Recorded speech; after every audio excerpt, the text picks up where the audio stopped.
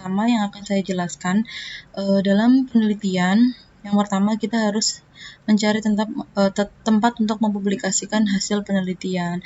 Hasil penelitian tersebut itu harus sesuai dengan format atau gaya selingkung dari masing-masing tempat publikasi. Jadi, oleh karena itu saya ingin mengajarkan kepada mahasiswa bagaimana cara melakukan penelusuran artikel ilmiah pada jurnal-jurnal tersebut. Nah, yang pertama adalah ini adalah jurnalnya APTIRMIK atau Asosiasi Perguruan Tinggi Rekam Medis dan Manajemen Informasi Kesehatan Indonesia. Jadi jurnalnya sudah terakreditasi, kita langsung masuk ke websitenya, ketik jmiki.aptirmik.or.id. Nah, kita copy, kemudian kita buka di website. Nah, ini dia, jmiki.aptirmik.or.id/index.php/jmiki. Nah, di sini bagaimana cara untuk mencari artikel? Nah, di sini kita bisa klik publication. Nah, di publication ini ada terkini dan ada arsip. Terkini itu jika teman-teman ingin melihat file yang diupload oleh Jmiki yang terbaru. Tapi jika arsip, maka teman-teman tinggal klik arsip, akan muncul, nah ini dia, ini jika kita klik yang current atau terkini, maka hanya muncul edisi yang terbaru. Nah, bagaimana cara kita mendownload? Teman-teman silahkan cari judul yang sesuai dengan judul KTI atau artikel yang dicari. Misalnya teman-teman judulnya adalah analisis ketidaklengkapan pengisian lembar inform consent pasien bedah di rumah sakit bla bla bla. Nah, silahkan klik PDF.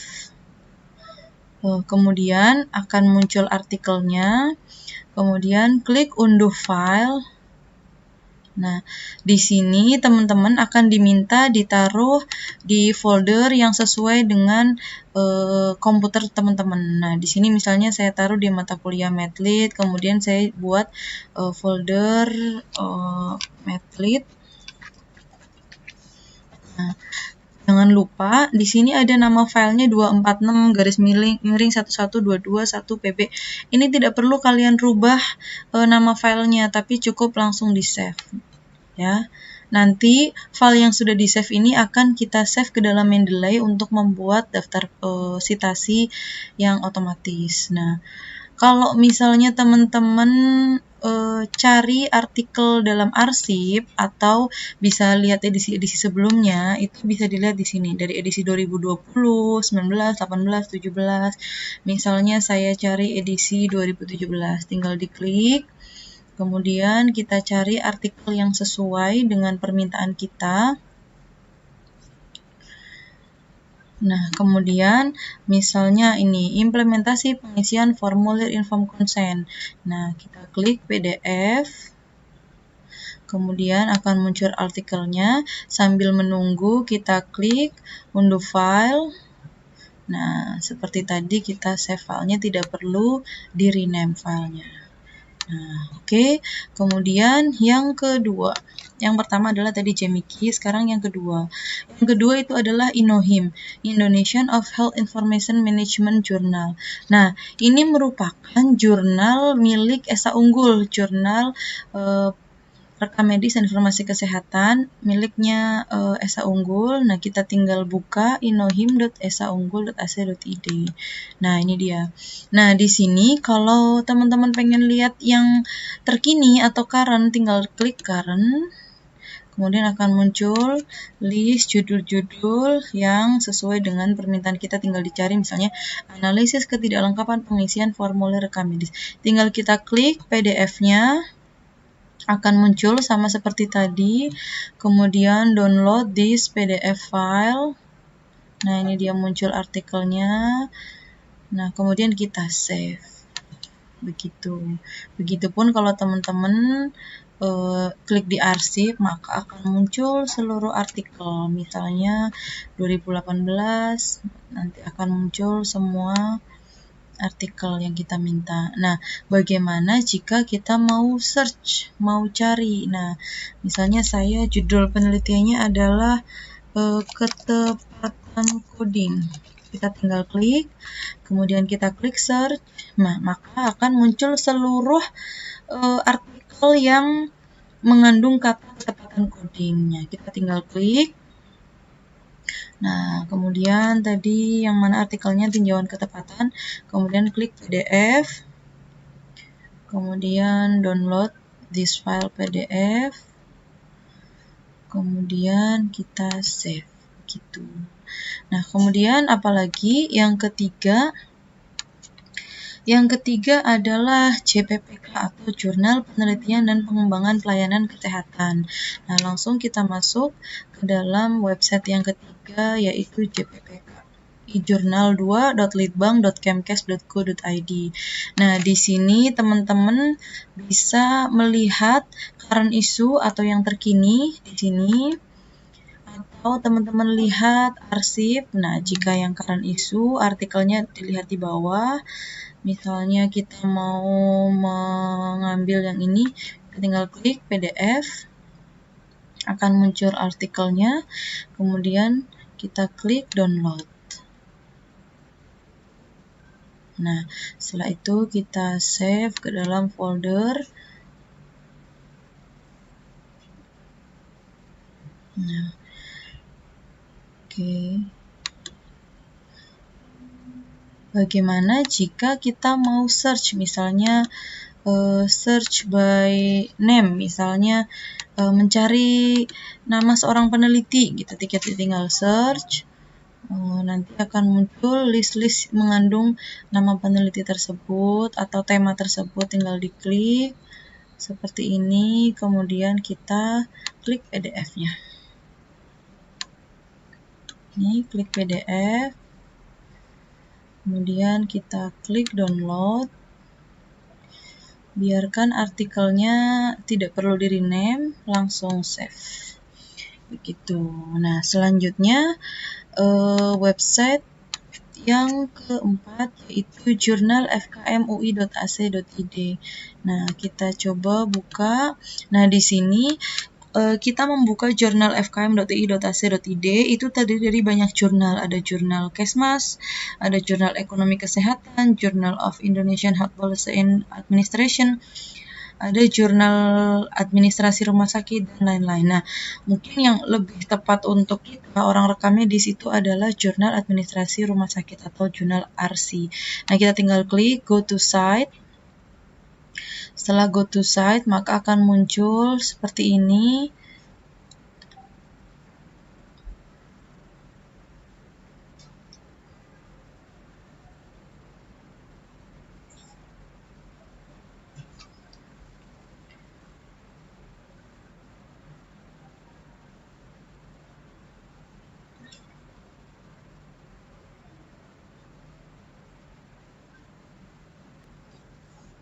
Selanjutnya adalah berita kedokteran masyarakat. Jadi ini adalah publikasi milik Universitas Gadjah Mada. Kita klik journal.ugm.ac.id seperti tampilan berikut ini. Nah, di sini teman-teman tinggal klik current, kemudian nanti akan muncul artikel yang terbaru, kemudian atau jika kita klik arsip, maka akan muncul artikel pada edisi sebelumnya. Misalnya kita mau edisi pada tahun 2019, kita tinggal klik,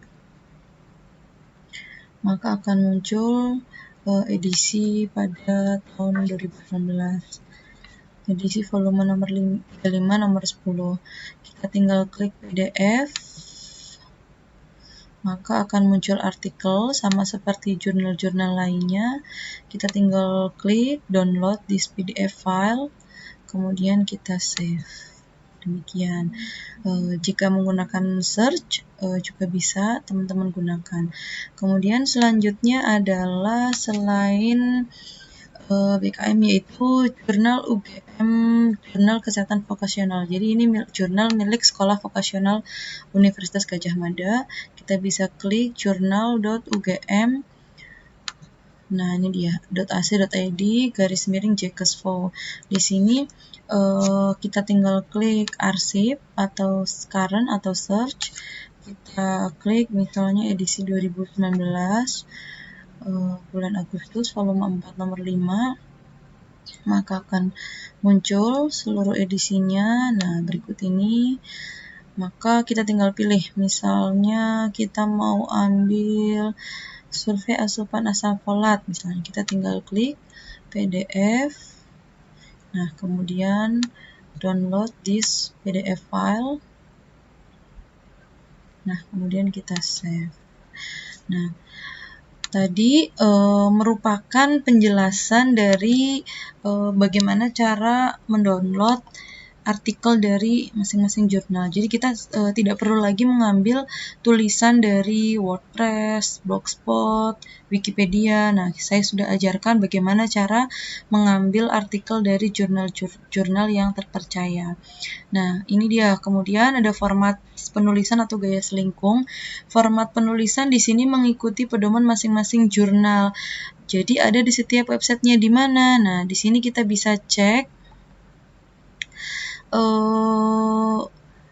di author guideline yang ini. Di JKSFO ada author guideline. Di sini teman-teman tinggal baca pedomannya seperti apa. Juga disiapkan template-nya, Microsoft Doc-nya. Begitupun pada jurnal-jurnal yang lain sudah ada petunjuk penulisannya dan template artikelnya. Jadi teman-teman jika ingin membuat artikel setelah selesai membuat KTI, teman-teman bisa membuat penulisan sesuai dengan gaya atau format masing-masing jurnal. Nah, setelah saya ajarkan bagaimana cara mengambil artikel dari rumah masing-masing jurnal, sekarang saya membuat satu rumah yang di dalamnya terdiri dari banyak jurnal. Jadi di sini rumah yang pertama adalah scholar.google.co.id. Jadi ini milik Google. Kalau kita buka, ini scholar.google.co.id. Tinggal kita ketik sesuai dengan tema yang kita minta, maka akan keluar semua artikel. Misalnya saya ingin membuat judul kelengkapan rekam medis. Nah, maka semua artikel akan keluar. Ini dari neliti.com, dari aptirmik.com, dari neliti.com, dari Undip, dari USU, dari Semantik Scholar, dari USU, dari Undip, dari Aptirmik, dari Undip. Nah, di sini menunjukkan bahwa dengan satu pintu kita bisa membuka banyak artikel. Misalnya saya klik yang ini. Nah, nanti akan masuk ke jurnal seperti yang tadi. Ya, jadi kita tinggal klik full text, kemudian seperti tadi unduh file PDF ini, kemudian kita save. Begitu. Jadi dengan Google Scholar ini kita bisa mencari artikel tergantung dengan judul penelitian kita. Nah, kemudian yang kedua apa? Yang kedua adalah garuda.ristek.rin.co.id. Nah, ini miliknya pemerintah. Coba kita buka Garuda. Nah, ini dia. Jadi kita tinggal buka misalnya ketepatan coding. Nah, ini akan keluar semua nih. Ini analisis ketepatan coding yang dihasilkan kode di RSUD Ungaran dari jurnal riset kesehatan. Kita tinggal klik. Nah, kemudian kita cari artikelnya. Nah, di sini kita bisa download original. Nah, ini dia artikelnya, langsung bisa kita save. Oke, kemudian yang ketiga adalah setelah Google Scholar dan Garuda, ada DOAJ, Directory of Open Access Journal. Jadi ini adalah jurnal yang gratis, ada yang berbahasa Indonesia, ada yang berbahasa Inggris. Nah, coba kita klik DOAJ.org. Nah, di sini kita tinggal cari. Misalnya saya mau mencari rekam medis. Nah, di sini tinggal kita search, maka akan keluar semua artikel yang mengandung kata-kata rekam medis. Di sini ada bahasa Indonesia, ada juga yang bahasa Inggris. Misalnya saya mau ambil yang ini dari jurnal Kemas. Kita tinggal klik full text, maka akan terinstall, akan terdownload.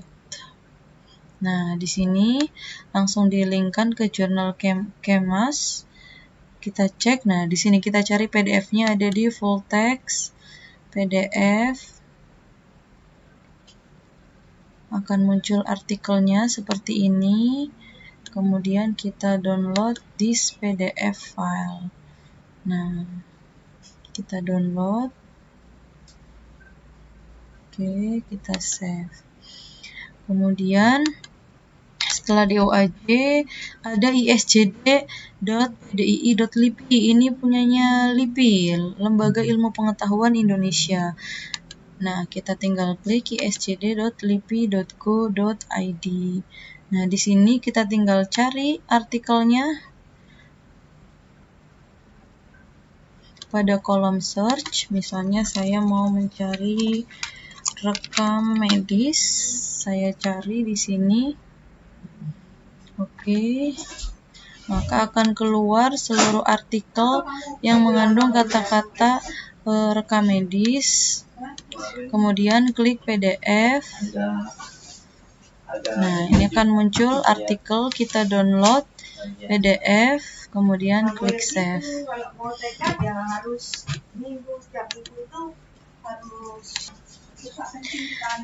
Selanjutnya,